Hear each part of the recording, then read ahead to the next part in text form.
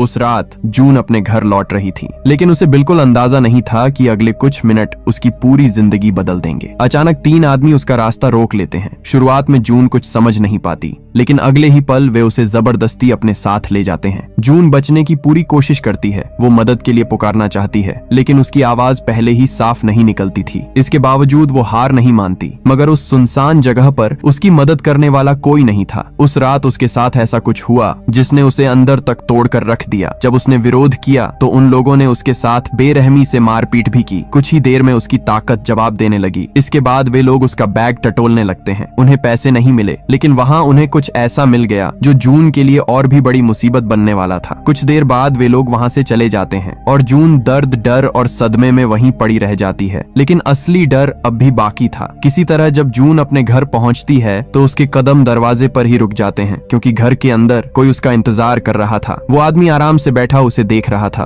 और उसके चेहरे पर एक अजीब सी मुस्कान थी। उसे देखते ही जून के चेहरे का रंग उड़ जाता है। अब साफ था कि वो खतरा उसका पीछा करते हुए उसके घर तक पहुंच चुका था। लेकिन आखिर ये लोग जून के पीछे क्यों पड़े थे? उस रात वास्तव में क्या हुआ था और अब जून इस खौफनाक मुसीबत से कैसे बचेगी? यही हम आगे इस मूवी में जानेंगे। तो चलिए कहानी शुरू करते हैं। कहानी की शुरुआत एक रहस्यमयी सीन से होती है। हम एक महिला को पुलिस स्टेशन में बैठे हुए देखते हैं। कुछ पुलिस अधिकारी उससे लगातार पूछताछ कर रहे होते हैं। ऐसा लगता है कि वो किसी बेहद गंभीर मामले से जुड़ी हुई है, लेकिन उसकी बातचीत से कुछ भी साफ समझ नहीं आता। सवाल तो बहुत हैं, मगर जवाब अभी भी एक रहस्य बने हुए हैं। और यहीं से कहानी हमें कई साल पीछे ले जाती है। अब हम एक शूटिंग रेंज में पहुंचते हैं, जहां एक लड़की अकेली खड़ी निशाना लगाने की प्रैक्टिस कर रही होती है। उसका पूरा ध्यान सिर्फ अपने टारगेट पर था। एक के बाद एक वो गोली चलाती है और हैरानी की बात ये थी कि उसका एक भी निशाना नहीं चूकता। यही हमें पता चलता है कि वो निशानेबाजी में कितनी माहिर है। उस लड़की का नाम जून था। जून सिर्फ मेहनती ही नहीं, बल्कि अपने खेल में बेहद प्रतिभाशाली भी थी। अगली सुबह हम उसे रनिंग करते हुए देखते हैं। वो रोज की तरह अपनी प्रैक्टिस में लगी हुई थी। इसी दौरान उसकी नजर अपनी स्कूल फ्रेंड रिम पर पड़ती है। रिम अपने कुछ दोस्तों के साथ खड़ी थी। जून खुशी खुशी उसके पास जाती है और उसे अपना गोल्ड मेडल दिखाती है। लेकिन तभी जून की नजर रिम के चेहरे पर पड़ती है। उसकी आंख के पास चोट का निशान साफ दिखाई दे रहा था। ये देखकर जून तुरंत समझ जाती है कि कुछ न कुछ जरूर हुआ है। धीरे धीरे हमें पता चलता है कि पिछली रात रिम के पिता ने शराब के नशे में उसे फिर से मारा था। हालांकि रिम इस बारे में ज्यादा बात नहीं करना चाहती थी। वो हमेशा की तरह सब कुछ छिपाने की कोशिश करती है, लेकिन जून उसके हालात से अच्छी तरह वाकिफ थी। वो पहले भी कई बार रिम से कह चुकी थी, जब भी तुम्हारे पिता नशे में हो तो सीधे मेरे घर आ जाया करो। जून सच में उसकी मदद करना चाहती थी, लेकिन रिम कभी उसकी बात नहीं मानती थी। वो हर बार चुपचाप सब कुछ सह लेती थी। कुछ देर बाद जून उसे एक और बात बताती है। वो कहती है कि आज उसके पिता उसे बाहर डिनर पर ले जाने वाले हैं। आखिर आज उसके लिए खास दिन था। उसे निशानेबाजी में गोल्ड मेडल जो मिला था। जून चाहती थी कि रिम भी उनके साथ चले, इसीलिए वो उसे भी साथ चलने का निमंत्रण देती है। लेकिन रिम मुस्कुराकर मना कर देती है, क्योंकि आज शाम के लिए उसके पहले से ही कुछ प्लान थे। वो अपने बॉयफ्रेंड चंगबे के साथ बाहर जाने वाली थी, इसलिए वो जून के साथ नहीं जा सकती थी। उस वक्त सब कुछ बिल्कुल सामान्य लग रहा था, लेकिन किसी को अंदाजा नहीं था कि आने वाले दिनों में इन दोनों की जिंदगी पूरी तरह बदलने वाली है। रिम जिन लोगों के साथ उठती बैठती थी, उनका असर उस पर साफ दिखाई देता था। उसके ग्रुप के ज्यादातर लड़के दिन भर नशा करने और इधर उधर घूमने में लगे रहते थे। यही वजह थी कि जून अक्सर रिम को उनसे दूर रहने की सलाह देती थी। वो नहीं चाहती थी कि उसकी दोस्त गलत लोगों की संगत में पड़कर अपनी जिंदगी खराब कर ले। कुछ देर बातचीत करने के बाद जून मुस्कुराते हुए उससे कहती है, ठीक है, कल स्कूल में मिलते हैं। इसके बाद वो वहाँ से चली जाती है। उसे बिल्कुल अंदाजा नहीं था कि ये उनकी जिंदगी के सामान्य दिनों में से आखिरी दिन होने वाला है। उसी शाम जून अपने माता पिता के साथ डिनर पर जाने के लिए कार में बैठती है। आज का दिन उसके लिए बेहद खास था। आखिर उसने निशानेबाजी में गोल्ड मेडल जो जीता था। लेकिन रास्ते में अचानक एक ऐसा हादसा होता है जो उसकी पूरी जिंदगी बदल कर रख देता है। उनकी कार का बीच सड़क पर भयानक एक्सीडेंट हो जाता है और यहीं से जून की जिंदगी एक नए और मुश्किल दौर में प्रवेश कर जाती है। कुछ समय बाद हम जून को एक ऑफिस में बैठे देखते हैं। वो नौकरी के लिए इंटरव्यू देने आई थी। अपने साथ वो कुछ डिजाइन भी लाई थी, जिन्हें वो वहाँ मौजूद लोगों को दिखाती है। यहीं हमें पता चलता है कि उस हादसे का असर उसके ऊपर कितना गहरा पड़ा था। एक्सीडेंट के बाद अब वो पहले की तरह साफ साफ बोल नहीं पाती थी। उसके शब्द टूटे हुए निकलते थे और उसकी बात समझने के लिए सामने वाले को ध्यान से सुनना पड़ता था। ऑफिस में मौजूद लोगों को उसका काम काफी पसंद आता है। वो उसके डिजाइनों की तारीफ भी करते हैं, लेकिन फिलहाल वे सिर्फ इतना कहते हैं कि उसका रिज्यूम HR विभाग को भेज दिया जाएगा और जल्द ही उसे जवाब दे दिया जाएगा। इसके बाद कहानी हमें एक फैब्रिक फैक्ट्री में ले जाती है, जहाँ जून और रिम साथ काम करती हैं। दोनों अब अपनी जिंदगी की जिम्मेदारियां खुद संभालने की कोशिश कर रही थीं। इसी दौरान वहाँ उनका बॉस रिम के पास आता है। वो उसे कहता है, काम खत्म होने के बाद मेरे ऑफिस में आकर मिलना। ये सुनते ही रिम की नजर तुरंत जून की तरफ चली जाती है। उसके चेहरे पर बेचैनी साफ दिखाई दे रही थी, क्योंकि वो अच्छी तरह जानती थी कि बॉस उसे क्यों बुला रहा है। काम खत्म होने के बाद जब रिम उसके ऑफिस में पहुंचती है तो उसका शक सही साबित होता है। बॉस उसके साथ अनुचित व्यवहार करने की कोशिश करता है। साथ ही वो उसे लालच देते हुए कहता है कि कंपनी में 2 परमानेंट पोजीशन खाली हैं। अगर वो चाहे तो उसका नाम आगे बढ़ाया जा सकता है, लेकिन इसके बदले उसे उसकी बात माननी होगी। रिम तुरंत समझ जाती है कि उसके इरादे बिल्कुल भी ठीक नहीं हैं। उधर हम देखते हैं कि जून और रिम एक ही बिल्डिंग में रहती हैं। हालांकि दोनों के अपार्टमेंट अलग अलग तरफ थे। रिम अपने बॉयफ्रेंड चेंगबे के साथ रहती थी, लेकिन उनकी जिंदगी बाहर से जितनी सामान्य दिखती थी, अंदर से उतनी ही परेशानियों से भरी हुई थी। उस रात जून अपने कमरे में थी, तभी उसे रिम के अपार्टमेंट की तरफ से जोर जोर की आवाजें सुनाई देती हैं। पहले तो वो ध्यान नहीं देती, लेकिन कुछ ही देर में उसे समझ आ जाता है कि वहाँ फिर से झगड़ा हो रहा है। धीरे धीरे आवाजें और तेज होने लगती हैं, और यहीं हमें पता चलता है कि चेंगबे अक्सर रिम के साथ मारपीट करता था। ये कोई पहली बार नहीं था। रिम लंबे समय से इस हिंसा को सह रही थी, लेकिन हर बार की तरह इस बार भी वो चुपचाप सब कुछ झेल रही थी। जब जून ने बीच में आकर रिम को बचाने की कोशिश की तो चेंगबे का गुस्सा उसके ऊपर भी निकल पड़ता है। वो जून के साथ भी बदतमीजी करने लगता है। हालांकि एक्सीडेंट के बाद जून पहले जैसी नहीं रही थी। उस हादसे ने उसे अंदर तक बदल दिया था। वो पहले की तरह खुलकर हंसती नहीं थी। ऐसा लगता था जैसे उस दुर्घटना ने उसकी जिंदगी से बहुत कुछ छीन लिया हो। उधर उसी शहर में रात के समय हम एक सुनसान जगह पर बैठे एक आदमी को देखते हैं। वो अकेला बैठा किसी का इंतजार कर रहा था। यहीं हमारी मुलाकात पार्क नाम के एक पुलिस ऑफिसर से होती है, लेकिन पार्क कोई ईमानदार अधिकारी नहीं था। असल में वो एक भ्रष्ट पुलिस वाला था। उसके संबंध शहर के कई गैर कानूनी धंधों और माफिया गिरोहों से थे। वो अपराधियों के लिए काम करता था और बदले में अपना हिस्सा लेता था। यानी कानून का रखवाला होने के बावजूद वो खुद कानून तोड़ने वालों के साथ मिला हुआ था। अगले दिन हम जून को फिर से फैक्ट्री में काम करते हुए देखते हैं। वो हमेशा की तरह चुपचाप अपने काम में लगी हुई थी। तभी वहाँ की टीम लीडर सभी कर्मचारियों को इकट्ठा करती है और घोषणा करती है कि आज रात काम खत्म होने के बाद पूरी टीम साथ में डिनर पर जाएगी। हालांकि उसका व्यवहार बाकी कर्मचारियों के प्रति काफी रूखा था। वो किसी से ढंग से बात नहीं करती थी। कुछ देर बाद लंच ब्रेक होता है। उसी दौरान जून की नजर रिम पर पड़ती है। रिम आज पहले से भी ज्यादा उदास दिखाई दे रही थी। उसके चेहरे पर साफ नजर आ रहा था कि वो किसी गहरी परेशानी में है। ये देखकर जून उसके पास बैठ जाती है और उसे हिम्मत देने की कोशिश करती है, क्योंकि जून रिम की पूरी जिंदगी को करीब से जानती थी। पहले उसके पिता उसे परेशान करते रहे, फिर उसका बॉयफ्रेंड चेंगबे उसके साथ हिंसा करता रहा, और अब फैक्ट्री का बॉस भी उसका फायदा उठाने की कोशिश कर रहा था। तब जून उसे दिलासा देते हुए कहती है, क्यों ना हम यहाँ से कहीं दूर चले जाएं। जून को लगता था कि शायद नई जगह पर जाकर वो दोनों नई शुरुआत कर सकती हैं, लेकिन रिम सिर्फ हल्की सी मुस्कुराती है। फिर मायूसी भरी आवाज में कहती है, जब किस्मत ही खराब हो तो जगह बदलने से क्या फर्क पड़ेगा। उसकी बात सुनकर जून भी कुछ पल के लिए खामोश हो जाती है, क्योंकि वो जानती थी रिम ये बात मजाक में नहीं बल्कि अपनी जिंदगी का सच मानकर कह रही थी।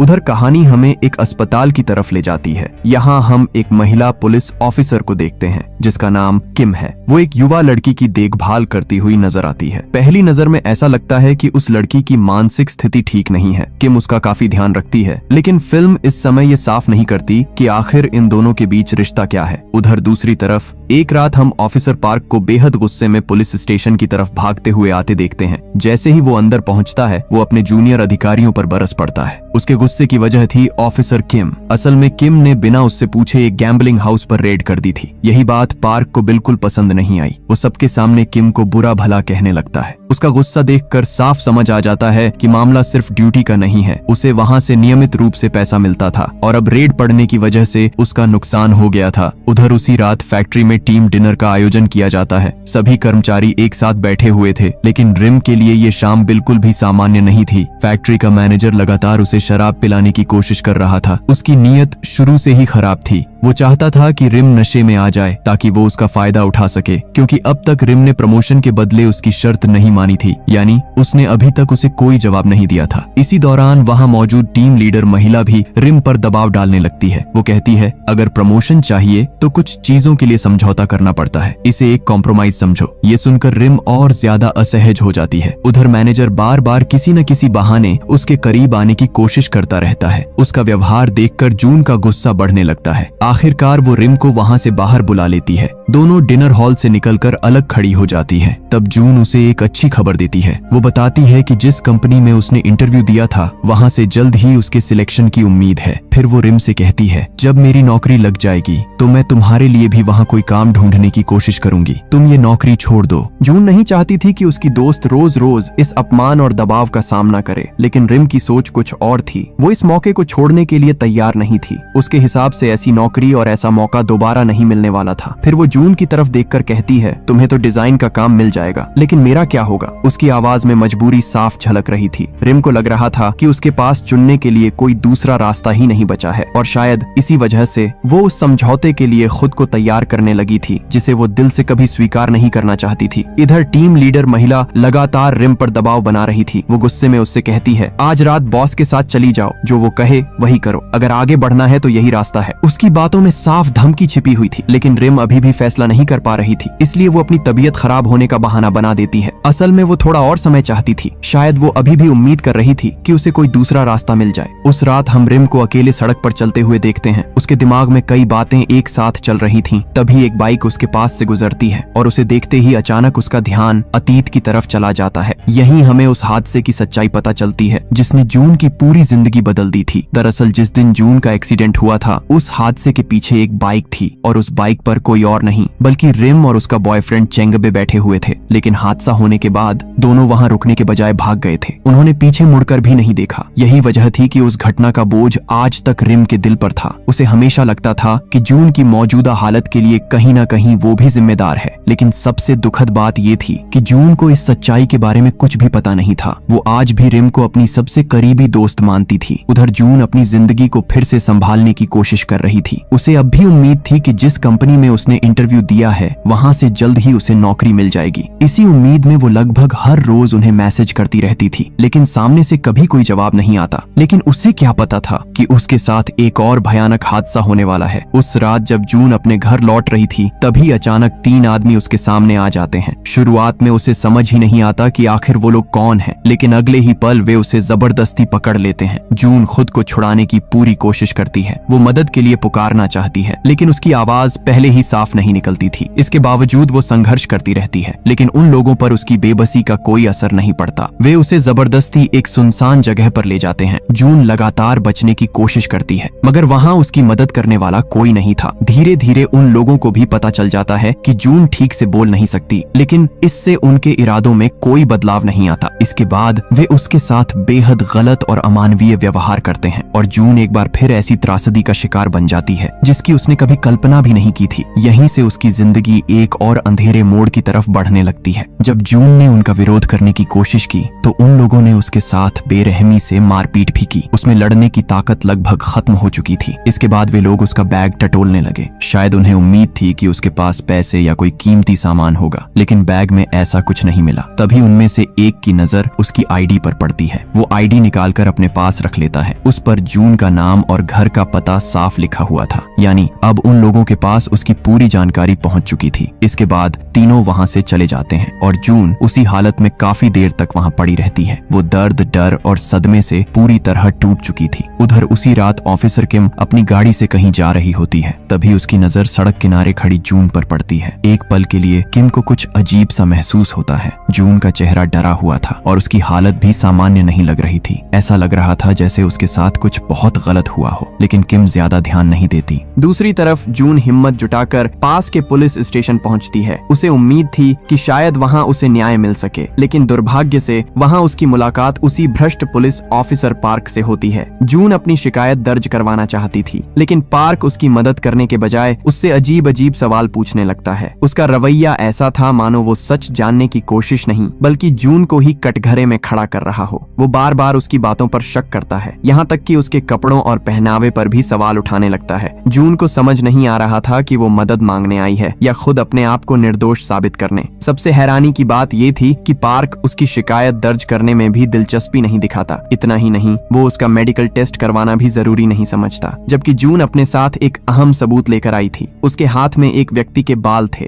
जो घटना के दौरान उसके हाथ लग गए थे। डीएनए जांच से सच्चाई आसानी से सामने आ सकती थी, लेकिन पार्क को सच्चाई से कोई मतलब नहीं था। वो उन लोगों में से था जो बिना फायदे के कोई काम नहीं करते। कुछ देर बाद जून को समझ आ जाता है कि यहाँ उसे कोई मदद मिलने वाली नहीं है। आखिरकार वो वहाँ से जाने का फैसला कर लेती है, लेकिन जाने से पहले वो एक कागज पर अपना नाम और घर का पता लिखकर छोड़ देती है। इसके बाद हम उसे अकेले सड़क पर चलते हुए देखते हैं। उस रात का डर अब भी उसके चेहरे पर साफ दिखाई दे रहा था। उसे ऐसा महसूस हो रहा था जैसे आसपास मौजूद हर इंसान उसे ही घूर रहा हो। कोई उसके पास से गुजरता तो वो घबरा कर रुक जाती। उसका भरोसा पूरी तरह टूट चुका था। किसी तरह वो अपने घर तक पहुंचती है, लेकिन उसके लिए सबसे बड़ा झटका अभी बाकी था। जैसे ही वो दरवाजा खोलती है, उसके कदम वहीं रुक जाते हैं, क्योंकि घर के अंदर उन तीनों में से एक आदमी पहले से मौजूद था। वो चुपचाप बैठा उसका इंतजार कर रहा था और उसे देखते ही जून के चेहरे का रंग उड़ जाता है। अब साफ था कि उसका डर अब भी खत्म नहीं हुआ था। वो वही आदमी था जिसने उस रात जून की आईडी चुराई थी। यानी अब उसे जून का नाम, पता और बाकी सारी जानकारी पता थी। जैसे ही जून की नजर उस पर पड़ती है, उसके शरीर में डर की एक लहर दौड़ जाती है। उधर वो आदमी आराम से बैठा उसकी तरफ देख रहा था। फिर उसके चेहरे पर एक अजीब सी मुस्कान फैल जाती है। वो मुस्कान किसी भी धमकी से ज्यादा डरावनी लग रही थी, क्योंकि जून समझ चुकी थी कि उसका यहाँ होना किसी अच्छे इरादे से नहीं है। उधर दूसरी तरफ ऑफिसर किम पुलिस स्टेशन पहुंचती है। वहाँ उसे पता चलता है कि कुछ देर पहले एक लड़की शिकायत दर्ज करवाने आई थी, लेकिन ऑफिसर पार्क ने उसकी रिपोर्ट लेने से ही मना कर दिया। ये सुनते ही किम का गुस्सा भड़क उठता है। वो तुरंत पार्क के पास पहुंचती है और उसे सवाल करने लगती है। किम को यकीन नहीं हो रहा था कि इतनी गंभीर शिकायत को यूं ही नजरअंदाज कर दिया गया, लेकिन पार्क पर उसकी बातों का कोई असर नहीं पड़ता, क्योंकि वो उसका सीनियर अधिकारी था और अपनी ताकत का पूरा फायदा उठाता था। धीरे धीरे दोनों के बीच बहस बढ़ने लगती है। पार्क अपने फैसले को सही ठहराते हुए कहता है, ऐसी लड़कियां अक्सर झूठी शिकायतें लेकर आ जाती हैं। उसकी बात सुनकर किम और ज्यादा गुस्सा हो जाती है, लेकिन इससे पहले कि मामला और बिगड़ता, उनके सीनियर अधिकारी बीच में आकर दोनों को शांत करवा देते हैं। उधर जून के घर में हालात लगातार खतरनाक होते जा रहे थे। वो आदमी फिर से उसके करीब आने की कोशिश करता है। उसकी नीयत साफ तौर पर गलत थी। जून बुरी तरह डरी हुई थी, लेकिन इस बार वो पूरी तरह टूटने वाली नहीं थी। उसी समय बगल वाले अपार्टमेंट में बैठा चेंगबे कुछ आवाजें सुनता है। उसे जून की घबराहट और संघर्ष की आवाज सुनाई देती है, लेकिन वो जानबूझकर उसे नजरअंदाज कर देता है, क्योंकि वो पहले से ही जून को पसंद नहीं करता था। उसे किसी की मदद करने में कोई दिलचस्पी नहीं थी। इधर जून समझ चुकी थी कि अगर उसने खुद को नहीं बचाया तो शायद कोई और उसकी मदद करने नहीं आएगा। तभी उसकी नजर पास रखी एक कांच की सजावटी वस्तु पर पड़ती है। अगले ही पल वो पूरी ताकत से उसे उठाकर उस आदमी पर वार कर देती है। हमला इतना अचानक होता है कि उसे संभलने का मौका ही नहीं मिलता। कुछ ही सेकंड में हालात पूरी तरह बदल जाते हैं। कमरे में अचानक सन्नाटा छा जाता है और वो आदमी वहीं ढेर हो जाता है। ये सब होने के बाद जून वहीं बैठकर रोने लगती है। उसे समझ नहीं आ रहा था कि आखिर उसकी जिंदगी में ये सब क्यों हो रहा है। ऐसा लग रहा था जैसे एक मुसीबत खत्म होने से पहले दूसरी उसका इंतजार कर रही हो। उसकी जिंदगी की ये काली रात खत्म होने का नाम ही नहीं ले रही थी। तभी अचानक दरवाजे की घंटी बजती है। ये आवाज सुनते ही जून फिर से घबरा जाती है। उसे डर लगता है कि कहीं बाहर कोई और तो नहीं खड़ा, लेकिन जब बाहर से आवाज आती है तो पता चलता है कि दरवाजे पर ऑफिसर किम है। किम उसे दरवाजा खोलने के लिए कहती है। वो उसकी मदद करना चाहती थी, लेकिन जून अब पूरी तरह टूट चुकी थी। उसका भरोसा लोगों और सिस्टम दोनों से उठ चुका था, इसलिए वो अंदर से ही जवाब देती है, मुझे अब किसी की मदद नहीं चाहिए। किम लगातार जून को समझाने की कोशिश करती है। वो चाहती थी कि जून उसका मेडिकल करवाए, ताकि उसके साथ जो हुआ है उसका सबूत दर्ज हो सके, लेकिन जून अब किसी भी हालत में कहीं जाने को तैयार नहीं थी। उसकी आंखों में साफ दिखाई दे रहा था कि उसका भरोसा पूरी तरह टूट चुका है। कुछ देर तक किम उसे मनाने की कोशिश करती रही, लेकिन जब उसे लगा कि जून अब भी उसकी बात नहीं मानेगी तो वो वहाँ से चली जाती है। हालांकि जाते जाते भी उसके मन में एक अजीब सी बेचैनी बनी रहती है। उसे महसूस हो रहा था कि जून सिर्फ डरी हुई नहीं है, बल्कि उसके अंदर कुछ और भी चल रहा है। शायद पुलिस स्टेशन में हुए व्यवहार के बाद उसे अब पुलिस पर भी भरोसा नहीं रहा था। उधर किम सीधे अस्पताल पहुंचती है। वहाँ वही रहस्यमयी लड़की मौजूद थी जिसकी देखभाल वो काफी समय से कर रही थी। किम उसके पास बैठती है और थकान की वजह से अपना सिर उसके बिस्तर के पास रखकर सो जाती है। लेकिन फिल्म अब भी ये नहीं बताती कि आखिर ये लड़की कौन है और किम उससे इतना जुड़ाव क्यों महसूस करती है। अगली सुबह जून फैक्ट्री पहुंचती है। वो हमेशा की तरह चुपचाप अपना काम कर रही होती है। तभी उसके फोन पर एक मैसेज आता है। ये उसी कंपनी का मैसेज था जहां उसने इंटरव्यू दिया था। मैसेज पढ़ते ही उसे पता चलता है कि उसका डिजाइनिंग जॉब के लिए सिलेक्शन हो गया है। ये वही खबर थी जिसका वो लंबे समय से इंतजार कर रही थी। लेकिन हैरानी की बात ये थी कि उसके चेहरे पर जरा सी भी खुशी दिखाई नहीं देती। कुछ दिन पहले यही खबर उसकी जिंदगी का सबसे बड़ा सपना होती, लेकिन अब हालात बदल चुके थे। पिछले कुछ दिनों में उसके साथ इतना कुछ हो चुका था कि ये खुशी भी उसके दर्द के आगे फीकी पड़ गई। इसी दौरान किम फैक्ट्री पहुंचती है। वो एक बार फिर जून से बात करने की कोशिश करती है, लेकिन जून की बोलने की परेशानी की वजह से उसे उसकी बात समझने में दिक्कत होती है। इसलिए किम उसे कागज पर लिखकर जवाब देने के लिए कहती है। तब जून लिखती है, मुझे अब पुलिस पर बिल्कुल भरोसा नहीं है। उसकी लिखावट में भी उसका गुस्सा और निराशा साफ दिखाई दे रही थी। किम उसे समझाने की कोशिश करती है। वो बताती है कि हर पुलिस वाला पार्क जैसा नहीं होता, लेकिन जून उसकी कोई बात मानने को तैयार नहीं थी। तब किम एक अलग तरीका अपनाती है। वो जून से कहती है, चलो मेरे साथ लंच पर चलते हैं। शायद वो पहले उसका भरोसा जीतना चाहती थी। कुछ सोचने के बाद जून उसके साथ जाने के लिए तैयार हो जाती है। लंच के दौरान पहली बार दोनों खुलकर बात करती हैं। इसी बातचीत में किम अचानक कहती है, तुम दोनों एक जैसी हो। ये सुनकर जून हैरान हो जाती है। उसे समझ नहीं आता कि किम किसकी बात कर रही है। जब वो पूछती है तो किम हल्का सा मुस्कुराकर जवाब देती है, उस कहानी के बारे में फिर कभी बताऊंगी, और बात वहीं खत्म कर देती है। उधर दूसरी तरफ जून की जिंदगी एक और अंधेरे राज को छुपा रही थी। हम देखते हैं कि उसने घर में पड़े उस आदमी की लाश के टुकड़े कर दिए थे और उन्हें फ्रिज में छिपाकर रख दिया था, ताकि किसी को उसके बारे में पता न चल सके। जून जानती थी कि अगर ये सच बाहर आ गया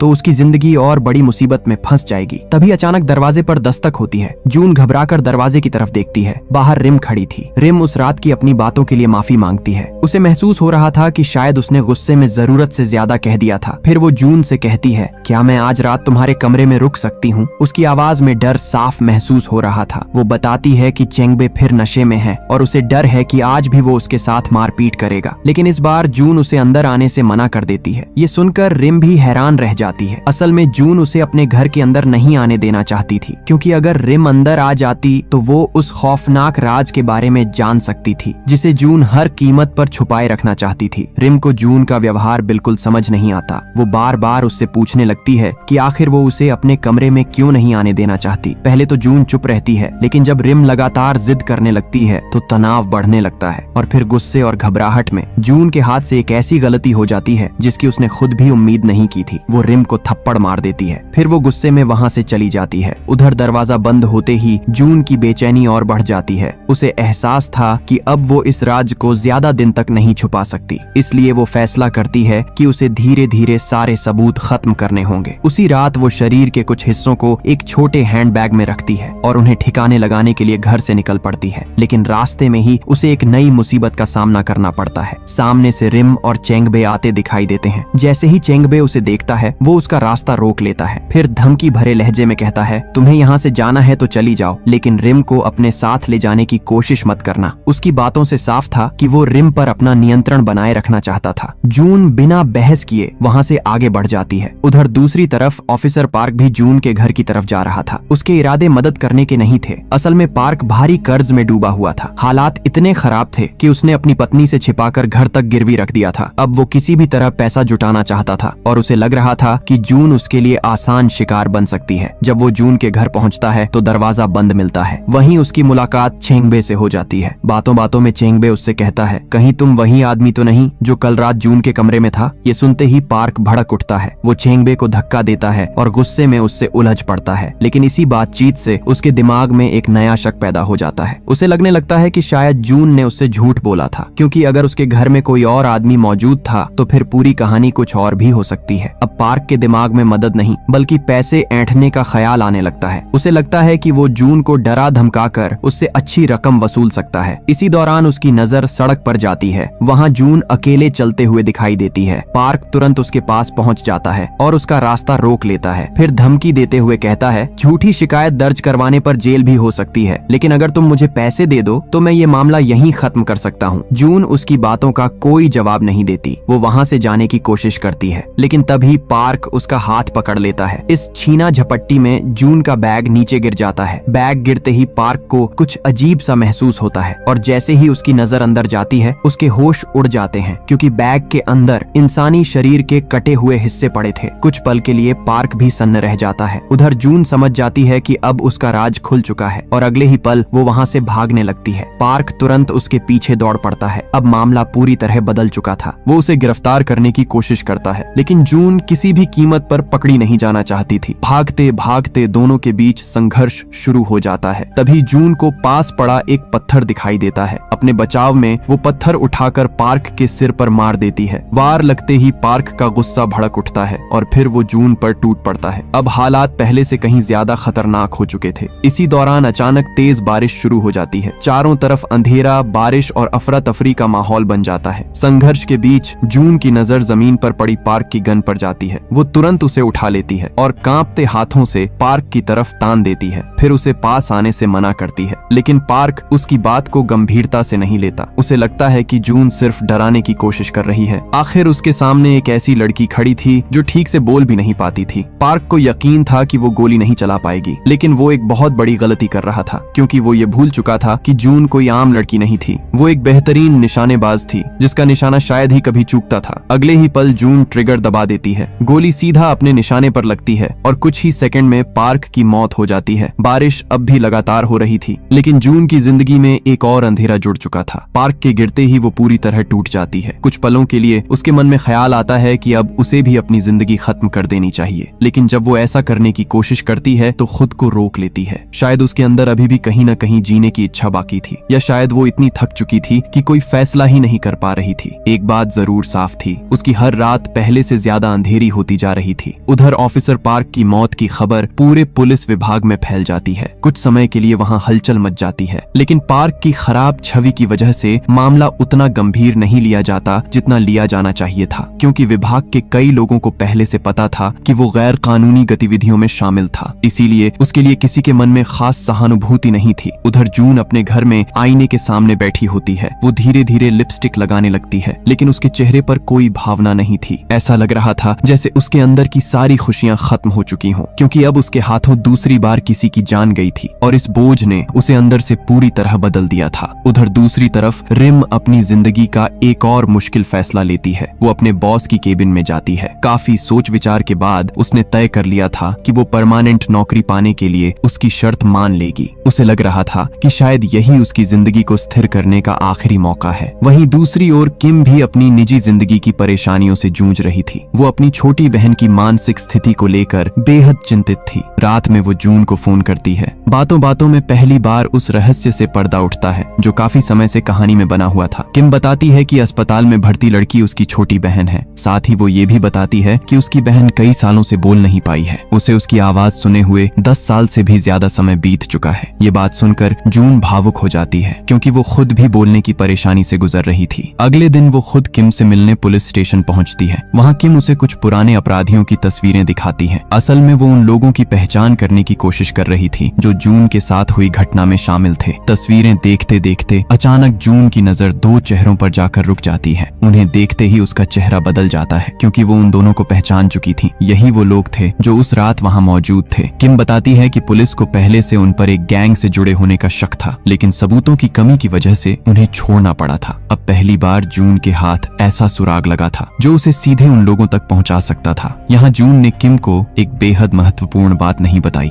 उसने ये नहीं बताया कि तस्वीरों में दिख रहे वही दोनों आदमी उस रात की घटना में शामिल थे। वो चाहती तो उसी समय पुलिस को सब कुछ बता सकती थी, लेकिन अब उसके मन में कुछ और ही चल रहा था। जून ने फैसला कर लिया था कि वो अपना हिसाब खुद चुकाएगी और अपने तरीके से चुकाएगी। यही वजह थी कि पुलिस की मदद लेने के बजाय वो चुपचाप उन दोनों का पीछा करने लगी। कई दिनों तक उन पर नजर रखने के बाद उसे उनमें से एक आदमी का ठिकाना भी पता चल जाता है। अब वो धीरे धीरे उनके करीब पहुंच रही थी। उधर किम लगातार उसे फोन कर रही थी, लेकिन जून उसके किसी कॉल का जवाब नहीं देती। वो अपने ही अंधेरे में डूबती जा रही थी। हम देखते हैं कि वो अपने कमरे में अकेली बैठी रो रही है। उन दोनों अपराधियों को दोबारा देखने के बाद उस रात की सारी यादें फिर से उसके सामने लौट आई थीं। इसी दौरान कहानी एक और दर्दनाक सच सामने लाती है। हमें पता चलता है कि जिस सड़क हादसे में जून घायल हुई थी, उसी हादसे में उसके माता पिता की मौत हो गई थी। यानी इस दुनिया में अब उसका कोई अपना नहीं बचा था, न परिवार, न सहारा, न कोई ऐसा इंसान जिसके कंधे पर सिर रखकर वो रो सके। अगले दिन फैक्ट्री में एक और घटना होती है। जून की मुलाकात उस टीम लीडर महिला से होती है जो हमेशा कर्मचारियों के साथ बुरा व्यवहार करती थी। इस बार जून अपना गुस्सा रोक नहीं पाती और सबके सामने उसे थप्पड़ मार देती है। ये देखकर वहाँ मौजूद लोग भी हैरान रह जाते हैं। इसके तुरंत बाद जून अपनी नौकरी से इस्तीफा दे देती है। उसका ये फैसला सुनकर उसका बॉस भी सन्न रह जाता है, क्योंकि उसे बिल्कुल उम्मीद नहीं थी कि जून ऐसा कदम उठाएगी। इसी दौरान जून की नजर नोटिस बोर्ड पर पड़ती है। वहाँ परमानेंट पोजीशन के लिए चुने गए लोगों के नाम लिखे थे और उनमें रिम का नाम भी शामिल था। लेकिन इस खबर से पहले कि कोई खुश हो पाता, हालात अचानक फिर से बदल जाते हैं। जब जून फैक्ट्री से बाहर निकलती है तो उसकी नजर सीढ़ियों पर खड़े छिंगब्बे पर पड़ती है। वो बेहद गुस्से में दिखाई दे रहा था और सबसे डरावनी बात ये थी कि उसके हाथों पर खून लगा हुआ हुआ था। ये देखकर जून का दिल जोर जोर से धड़कने लगता है। उसे तुरंत किसी अनहोनी का अंदेशा हो जाता है। वो बिना देर किए भागकर रिम के अपार्टमेंट की तरफ जाती है, लेकिन अंदर का नजारा देखकर उसके पैरों तले जमीन खिसक जाती है। रिम बुरी तरह घायल हालत में पड़ी थी। चेंगब्बे ने उसे बेरहमी से पीटा था। उसकी हालत इतनी खराब थी कि उसे देखकर ही डर लग रहा था। ये दृश्य देखते ही जून टूट जाती है। उसकी आंखों से आंसू निकलने लगते हैं। वो घबराकर रिम को उठाती है और तुरंत अस्पताल लेकर जाती है। उस रात जून पूरे समय अस्पताल में उसके पास ही बैठी रहती है। उसे उम्मीद थी कि उसकी दोस्त किसी तरह बच जाए, लेकिन दूसरी तरफ उसके अंदर चेंगब्बे के लिए गुस्सा लगातार बढ़ता जा रहा था। उसी रात हम उसे अस्पताल की पार्किंग में देखते हैं। उसकी नजर चेंगब्बे की गाड़ी पर पड़ती है और गुस्से में वो उसकी गाड़ी का शीशा तोड़ देती है। कुछ ही देर बाद चेंगब्बे वहां पहुंच जाता है। अपनी गाड़ी की हालत देखकर वो आग बबूला हो उठता है। फिर वो सीधे जून की तरफ बढ़ता है। उसके इरादे साफ तौर पर हिंसक थे, लेकिन इस बार हालात पहले जैसे नहीं थे। अगले ही पल जून उसके सामने खड़ी हो जाती है और फिर जो होता है वो सब कुछ बदल देता है। कुछ ही सेकंड में चेंगबे की कहानी वहीं खत्म हो जाती है। उधर अगली सुबह पुलिस की टीम घटना वाली जगह पर पहुंचती है। जांच के दौरान उन्हें एक अजीब बात महसूस होती है। चेंगबे की मौत और पार्क की मौत में कई समानताएं दिखाई देती हैं, जिससे उन्हें शक होने लगता है कि शायद दोनों घटनाओं के पीछे एक ही व्यक्ति हो सकता है। इसी सिलसिले में ऑफिसर किम अस्पताल पहुंचती है। वो रिम से पूछताछ करना चाहती थी। बातचीत के दौरान उसे पता चलता है कि रिम उसी फैक्ट्री में काम करती है जहां जून भी नौकरी करती थी, और यहीं से किम के सामने कई बिखरे हुए धागे धीरे धीरे एक दूसरे से जुड़ने लगते हैं। अस्पताल में हुई बातचीत के दौरान किम को एक और महत्वपूर्ण बात पता चलती है। उसे मालूम चलता है कि रिम और जून बहुत करीबी दोस्त हैं। ये जानकारी मिलते ही जांच का पूरा नजरिया बदलने लगता है। उधर किम के साथ काम करने वाला दूसरा ऑफिसर पहले से ही जून पर शक कर रहा था। उसका मानना था कि हाल की सभी घटनाओं के पीछे कहीं न कहीं जून का हाथ हो सकता है, लेकिन किम इस बात को मानने के लिए तैयार नहीं थी। वो बार बार कहती है, सिर्फ शक के आधार पर किसी को दोषी नहीं ठहराया जा सकता। उसके लिए जून अब भी एक पीड़ित लड़की थी, न कि अपराधी। उधर दूसरी तरफ जून अपने मिशन में और आगे बढ़ चुकी थी। शाम होते होते वो उस दूसरे आदमी के घर पहुंच जाती है जो उस रात की घटना में शामिल था, लेकिन घर के बाहर खड़े होकर उसकी हिम्मत जवाब देने लगती है। उसके हाथ कांप रहे थे, सांसें तेज चल रही थीं।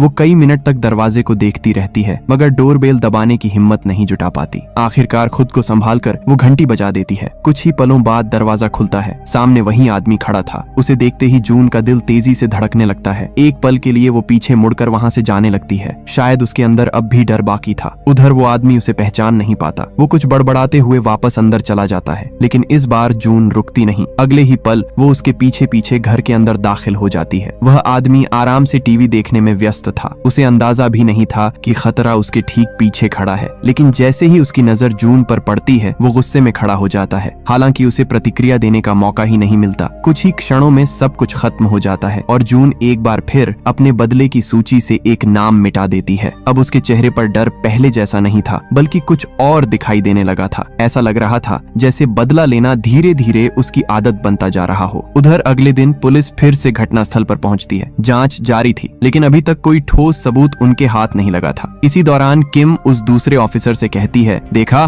तुम बेवजह जून पर शक कर रहे थे। इस आदमी का तो जून से कोई सीधा संबंध भी नहीं मिलता। किम अब भी जून का बचाव कर रही थी, लेकिन तभी जांच में एक ऐसा मोड़ आता है जो सब कुछ बदल देता है। असल में किम ने कुछ दिन पहले जून द्वारा दिए गए बालों के नमूने लैब में जांच के लिए भेजे थे। अब उनकी रिपोर्ट सामने आ चुकी थी और रिपोर्ट देखकर किम के चेहरे का रंग बदल जाता है, क्योंकि जिस आदमी की हाल ही में हत्या हुई थी उसका डीएनए उन्हीं बालों से पूरी तरह मैच कर गया। यानी ये वही व्यक्ति था जिसका सबूत जून उस दिन पुलिस स्टेशन लेकर आई थी। अब सारी कड़ियां एक दूसरे से जुड़ने लगी थीं। जून ने अपराधी की पहचान की, फिर वही अपराधी मृत पाया गया। ये महज संयोग नहीं हो सकता था। पहली बार किम के मन में भी गंभीर शक पैदा होता है और अब उसे एहसास होने लगता है कि शायद इन सभी घटनाओं के पीछे सचमुच जून ही है। यहीं से कहानी एक नए और बेहद खतरनाक मोड़ पर पहुंच जाती है। डीएनए रिपोर्ट देखने के बाद किम के मन में अब कोई शक नहीं बचा था। उसे यकीन हो चुका था कि इन हत्याओं के पीछे जून का ही हाथ है, लेकिन इसके बावजूद वो उसे एक अपराधी की तरह नहीं बल्कि एक टूटी हुई इंसान की तरह देख रही थी। इसीलिए उसने जून को एक मैसेज भेजा। उसने लिखा कि वो उससे मिलने उसके घर आ रही है, लेकिन जब किम वहां पहुंची तो घर अंदर से बंद था।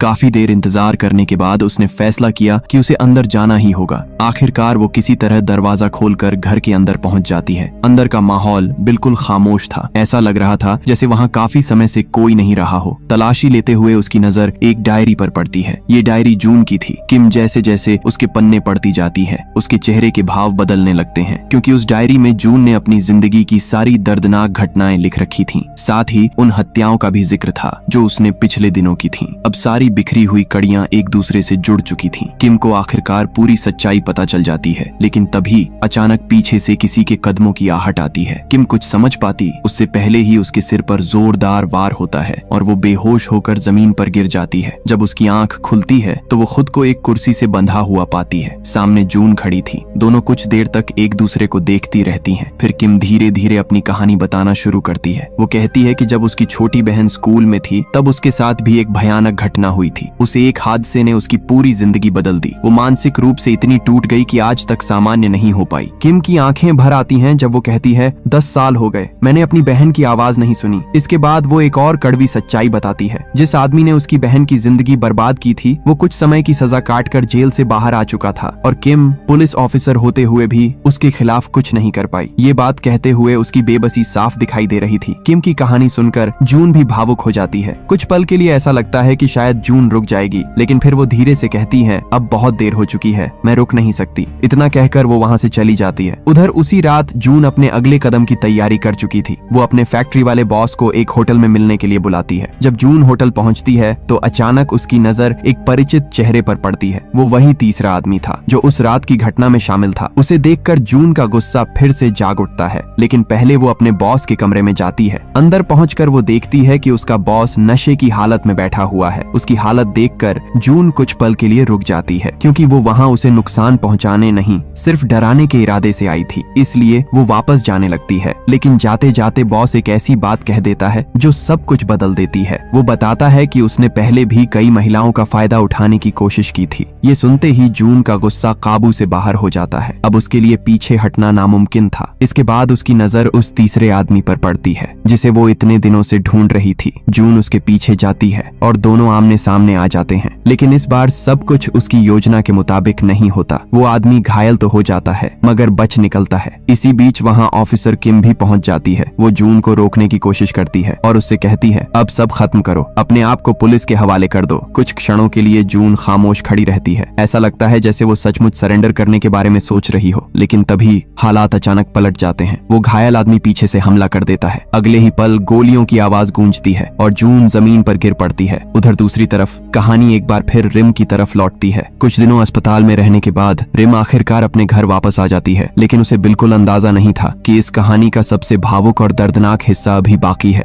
जब रिम अस्पताल से वापस अपने अपार्टमेंट पहुंचती है तो अंदर का नजारा देखकर कुछ पल के लिए रुक जाती है। कमरा पहले जैसा बिल्कुल नहीं था। हर चीज करीने से रखी हुई थी। सफाई ऐसी थी मानो किसी ने पूरी जगह को नए सिरे से संवार दिया हो। उसे समझ नहीं आता कि आखिर ये सब किसने किया। तभी उसकी नजर टेबल पर रखे एक लेटर पर पड़ती है। वो धीरे धीरे उसे उठाकर पढ़ना शुरू करती है। ये खत जून ने उसके लिए छोड़ा था। उसमें लिखा था कि वो चाहती है रिम अपनी जिंदगी को दोबारा शुरू करे, उन सारी तकलीफों और दर्द से दूर जो इतने सालों से उसका पीछा कर रहे थे। जून ने उसके उस सपने का भी जिक्र किया था जिसमें वो अपना खुद का सैलून खोलना चाहती थी। उसने अपनी तरफ से सारी तैयारियां कर दी थी ताकि रिम अपनी नई जिंदगी की शुरुआत कर सके। ये सब पढ़ते पढ़ते रिम की आंखें भर आती हैं। उसे एहसास होता है कि अपनी सारी परेशानियों के बीच भी जून आखिरी समय तक उसके बारे में सोच रही थी। कुछ देर बाद रिम अस्पताल जाती है। वो जून को देखना चाहती थी, लेकिन वहाँ पहुंचकर उसे पता चलता है कि जून कई दिनों से बेहोश पड़ी है। उसकी हालत में अब तक कोई सुधार नहीं आया था। उधर उसी अस्पताल में एक और कहानी चल रही थी। एक दिन किम दो नर्सों को आपस में बात करते हुए सुनती है। वे किसी नई मरीज के बारे में चर्चा कर रही थी। बातचीत के दौरान उन्हें पता चलता है कि उस लड़की का ब्लड ग्रुप किम की छोटी बहन से मैच करता है और वो लड़की कोई और नहीं बल्कि जून थी। यहीं पहली बार हमें पूरी सच्चाई पता चलती है। असल में किम की छोटी बहन की हालत बेहद गंभीर थी। उसका एक महत्वपूर्ण अंग खराब हो चुका था। डॉक्टर काफी समय से किसी उपयुक्त डोनर की तलाश कर रहे थे, लेकिन उन्हें अब तक कोई नहीं मिला था। अब अचानक उनके सामने एक ऐसा मौका आ गया था जो किम की बहन की जिंदगी बचा सकता था। यहीं से किम एक ऐसे मोड़ पर पहुंच जाती है जहां उसे अपनी ड्यूटी और अपने परिवार के बीच चुनाव करना पड़ता है। एक तरफ वो जून थी जिसकी मदद करने की उसने हर संभव कोशिश की थी, और दूसरी तरफ उसकी अपनी बहन जिसे बचाने के लिए वो सालों से संघर्ष कर रही थी। आखिरकार किम एक ऐसा फैसला लेती है जो पूरी कहानी को सबसे दर्दनाक मोड़ पर पहुंचा देता है। वो अपनी बहन को बचाने के लिए जून की जिंदगी खत्म कर देती है। ये पल सिर्फ एक मौत का नहीं था, बल्कि कई टूटे हुए लोगों की अधूरी कहानियों का अंत था। यही वजह है कि ये दृश्य दर्शकों को गहराई से सोचने पर मजबूर कर देता है, क्योंकि कुछ समय पहले तक किम वही ही इंसान थी जो जून की सबसे ज्यादा चिंता कर रही थी। लेकिन जब बात उसकी बहन की जिंदगी पर आई तो उसने वही किया जिसकी शायद किसी को उम्मीद नहीं थी। इसके बाद हम किम को पुलिस कस्टडी में देखते हैं। वो एक कमरे में बैठी है और अधिकारी उससे पूछताछ कर रहे हैं। वे जानना चाहते हैं कि आखिर उसने ऐसा कदम क्यों उठाया। और यही हमें एहसास होता है कि हम फिर उसी दृश्य पर लौट आए हैं जिससे इस कहानी की शुरुआत हुई थी। अब सारे सवालों के जवाब मिल चुके थे, सारे रहस्य सामने आ चुके थे और इसी कड़वे, दर्दनाक और सोचने पर मजबूर कर देने वाले अंत के साथ ये फिल्म यहीं खत्म हो जाती है। अगर आपको ये इमोशनल, डार्क और थ्रिलिंग कहानी पसंद आई हो तो वीडियो को लाइक जरूर करें और ऐसी ही शानदार मूवी एक्सप्लेनेशन देखने के लिए चैनल को सब्सक्राइब करना बिल्कुल मत भूलिए। मिलते हैं अगली कहानी में।